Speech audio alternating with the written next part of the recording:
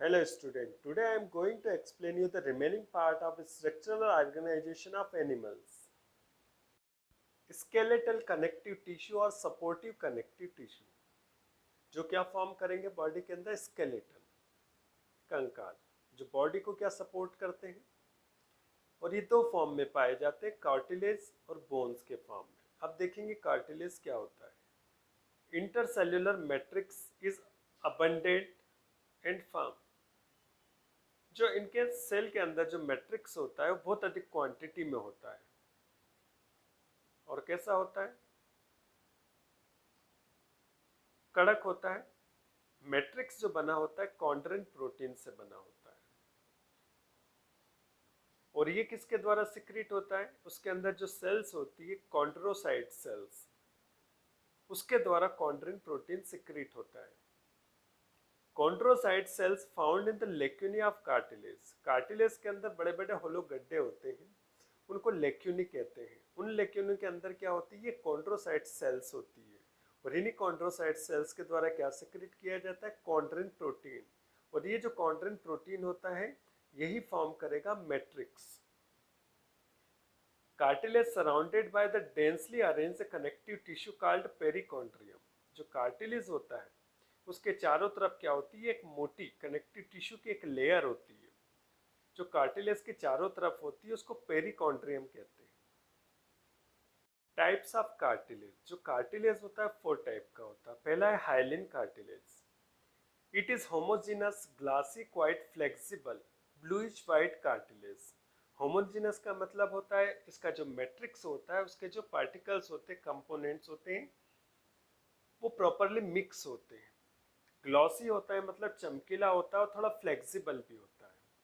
और कलर कैसा होगा, हल्के ब्लू वाइट कलर का होता है। इनके अंदर जो गड्ढे होते हैं जिनको लेक्यूनी कहते हैं, उसके अंदर कॉन्ड्रोसाइट्स होती है। इन वन लेक्यूनी, एक जो लेक्यून होता है उसके अंदर एक से अधिक कॉन्ड्रोसाइट्स होती है। It is form the embryonic skeleton. जो एम्ब्रियो होता है उसका जो स्केलेटन फॉर्म होता है वो कार्टिलेज से होता है, हाइलिन कार्टिलेज से। इसी कारण जो बच्चों की जो बॉडी होती है एम्ब्रियोनिक स्टेज में वो कैसी होती है, सॉफ्ट होती है। लेकिन जैसे एडल्ट में कन्वर्ट होते हैं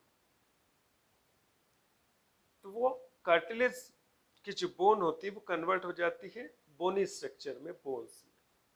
लेकिन एडल्ट में भी कार्टिलेज पाया जाता है। जनरली कहाँ पाया जाता है, आपकी जो नोज होती है, आप जब नोज को इधर साइड में घुमाएंगे तो आसानी से घूम जाती है। जो नॉस्ट्रिल होते हैं, तो पोर्स होते हैं, उसके बीच का जो सेप्टा होता है, वॉल होती है, वो कार्टिलेज की बनी होती है। आपका जो पिन्ना होता है, एक्सटर्नल ईयर जो है, ये भी कार्टिलेज का बना होता है।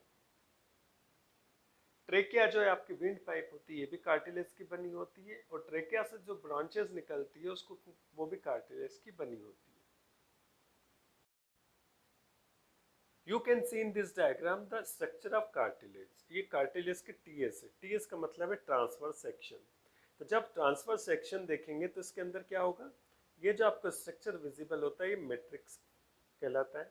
और इस मैट्रिक्स में क्या होती है, कॉन्ड्रिन प्रोटीन होती है जो कौन सिक्रेट करेगा, कॉन्ड्रोसाइट्स के द्वारा। अब जो कॉन्ड्रोसाइट्स होती है वो कहाँ पाई जाती है, इन गड्ढों के अंदर, जिसको क्या कहते हैं, लेक्यूनी। ये गड्ढे क्या है, लेक्यूनी। अब इन लेक्यूनी में एक कॉन्ड्रोसाइट्स भी हो सकती है, 2 भी हो सकती है और 4 भी हो सकती है। तो ये है कार्टिलेज का स्ट्रक्चर। Second, elastic cartilage. आपने इलास्टिक देखा है जो कि फ्लेक्सिबल होता है। It is fundamentally similar to hyaline cartilage. इसका जो फंडामेंटल होता है, स्ट्रक्चर होता है, लगभग सिमिलर होता है। अभी पहले जो कार्टिलेज देखा hyaline cartilage, but it contain the numerous yellow fibres जो कि इलास्टिन होते हैं। लेकिन हाइलिन कार्टिलेज में क्या नहीं होते हैं, येलो इलास्टिन फाइबर नहीं होते, लेकिन इसके अंदर येलो इलास्टिन फाइबर्स होते हैं। ये एक डिफरेंस होता है। बाकी जो स्ट्रक्चर हाइलिन कार्टिलेज जैसा होता है, जिसके कारण ये ज़्यादा फ्लेक्सिबल हो जाता है। अभी कहाँ पाया जाता है कार्टिलेज, आपके पिन्ना में। यूस्टेशियन ट्यूब जो कान के अंदर नली जाती है जिसमें ईयर वैक्स निकालते हैं आप, इपिग्लॉटिस, यहाँ पर जो ये बने होते हैं किसके बने होते हैं, इलास्टिक कार्टिलेज के। तो सेकंड ये डायग्राम देखेंगे आप, पहला वाला जो डायग्राम देखेंगे वो इलास्टिक कार्टिलेज का है जिसके अंदर इलास्टिक फाइबर्स विजिबल होंगे। थर्ड जो white fibrous cartilage, It contains the white thick dense bundle of collagen fiber in the matrix. इसका जो मैट्रिक्स होता है उसके अंदर क्या पाए जाएंगे, कोलेजन फाइबर्स के बंडल्स पाए जाएंगे, जो कि कैसे होते हैं, थिक होते हैं। और ये कहाँ पाया जाता है, इन वर्टिब्रल डिस्क, जो आपकी वर्टिब्रल कॉलम होती है, रीढ़ की हड्डी होती है, तो जो वर्टिब्री के बीच का जो पोर्शन होता है, जो डिस्क होती है, वहां पाई जाती है।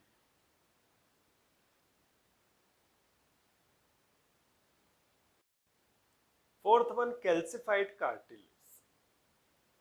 कैल्सिफाइड मतलब इसमें कंसिस्ट होगा calcium. It has calcium salt deposited in the matrix. इसका जो मैट्रिक्स होता है उसमें कैल्शियम के जो सॉल्ट होते हैं डिपॉजिट होते हैं। इसी कारण इस कार्टिलेज को कैल्सिफाइड कार्टिलेज कहते हैं, जिसके कारण ये थोड़ी हार्ड होती है और इसमें इलास्टिसिटी का प्रॉपर्टीज नहीं होती, इसको खींचाने लचीली नहीं होती है। This type of cartilage is found in the pubis of old frog. जो ओल्ड फ्रॉग होते हैं, इसका जो प्यूबिस रीजन होता है, लोअर वाला रीजन होता है, वहां पर पाए जाते हैं। In the suprascapula and at the head of the humerus and femur. जो सुप्रास्केपुला बोन्स होती है वहां पर, तथा फोर लिम्ब तथा हाइंड लिम्ब की जो बोन होती है, ह्यूमेरस तथा फीमर, उनका जो हेड होता है उसके अंदर ही पाया जाता है calcified cartilage. You can see in this diagram the structure of bone. ये बोन के टीएस का स्ट्रक्चर है। टीएस मतलब ट्रांसफर सेक्शन। जब इसका ट्रांसफर सेक्शन लिया जाता है तो इसमें क्या क्या स्ट्रक्चर दिखा जाता है। तो सबसे पहली जो लेयर होती है वो पेरिऑस्टियम होती है, उसके जस्ट नीचे की तरफ आउटर ऑस्टियोब्लास्ट लेयर होती है, और उसके नीचे लेमिली होते हैं, और साथ में होलो स्पेस होते हैं जिनको लेक्यूनी कहते हैं, और जिसके अंदर ऑस्टियोसाइट सेल्स पाए जाते हैं। ऑस्टियोसाइट्स जो सेल्स होते हैं वो ओसिन प्रोटीन सिक्रेट करते हैं।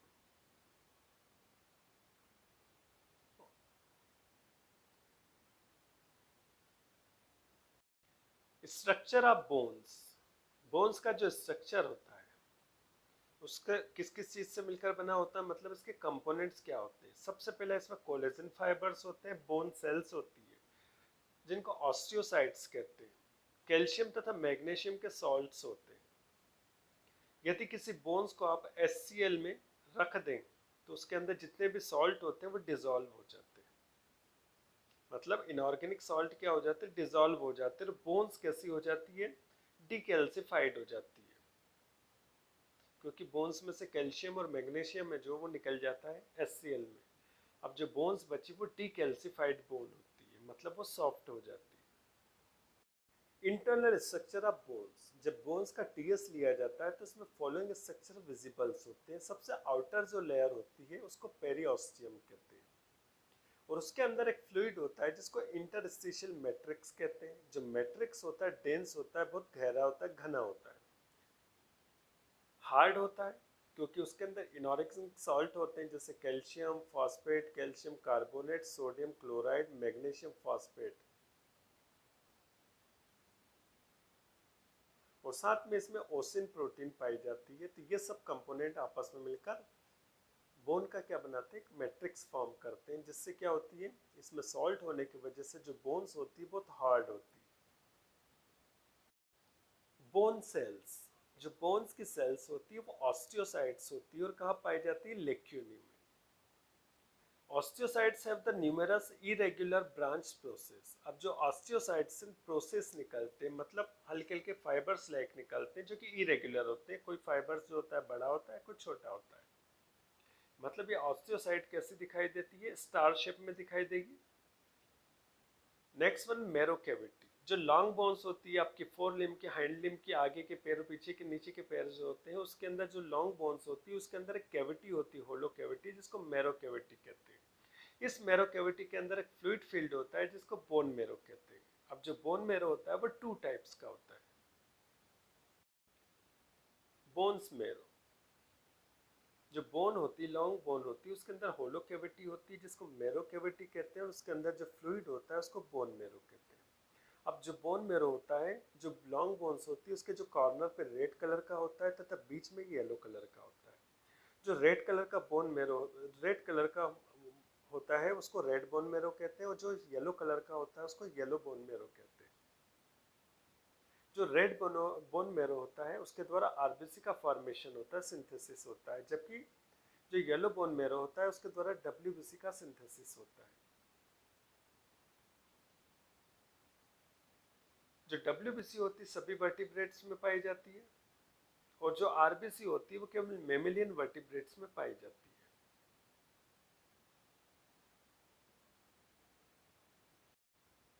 हैवर्सियन कैनाल्स और वॉकमेंस कैनाल, सबसे पहले इसको ऑब्जर्व किया था वॉकमेंस नामक साइंटिस्ट ने, इसलिए इनका नाम वॉकमेंस कैनाल्स भी होता है। In mammals for transportation of food material in the bones,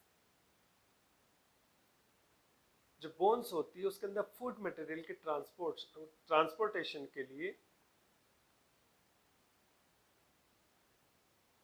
इनमें कैनाल्स पाई जाती, ट्यूब लाइक स्ट्रक्चर पाए जाते हैं जिनको हैवर्सियन कैनाल कहते हैं। और इन हैवर्सियन कैनाल्स में ब्लड कैपिलरीज होती है, और उन ब्लड कैपिलरीज में क्या फ्लो होगा, ब्लड होगा। ब्लड क्या करता है, न्यूट्रिएंट को ट्रांसपोर्ट करता है।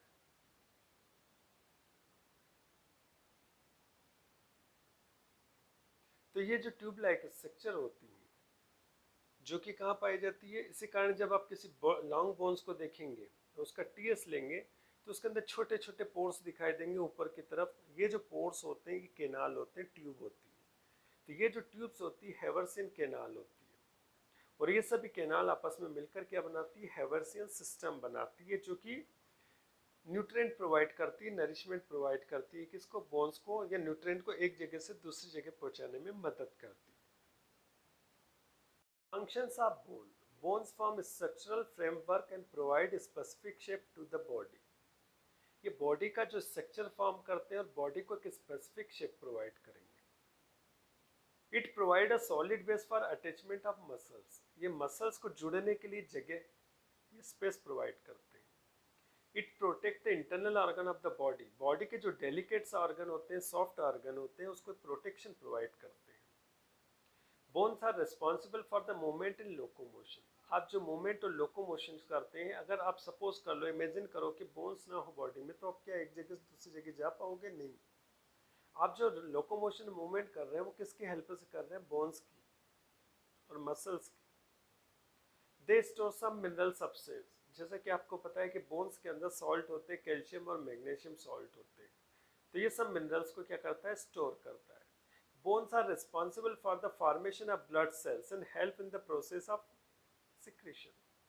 जैसे बोन्स के अंदर बोन मेरो होती है जो कि रेड बोन मेरो होती है और येलो होती है। रेड बोन मेरो के द्वारा आरबीसी मतलब रेड ब्लड सेल्स का फॉर्मेशन होता है, और येलो बोन मेरो के द्वारा डब्ल्यूबीसी व्हाइट ब्लड सेल्स का फॉर्मेशन होता है। Next one, types of bones. Each long bones consists of two types of bone tissue.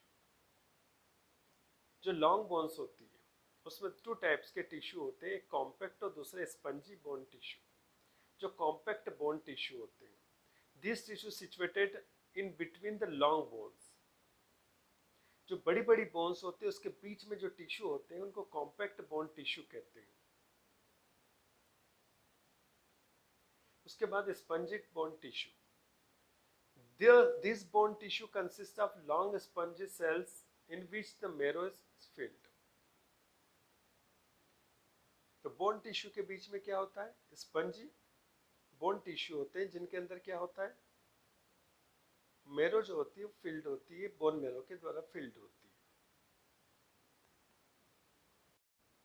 On the basis of origin and development types of bones, ये two types की होती है, membranes और investing bones. तो embryo के skin जो होती है उसके जस्ट नीचे सिचुएटेड होते हैं कनेक्टिव टिश्यू, जो कि मेम्ब्रेन के फॉर्म में होते हैं। जब ये कनेक्टिव टिश्यू की मेम्ब्रेन कन्वर्ट हो जाती है, मोडिफाइड हो जाती है, किसमें, बोन्स में, तो उसको कहते हैं मेम्ब्रेनस या इन्वेस्टिंग बोन, जिसके कारण एम्ब्रियो जो होता है वो सॉफ्ट होता है, फ्लेक्सिबल होता है। सेकेंड है कार्टिलेज और रिप्लेसिंग बोन, तो इन बोन्स का जो फॉर्मेशन होता है वो कार्टिलेज से होता है,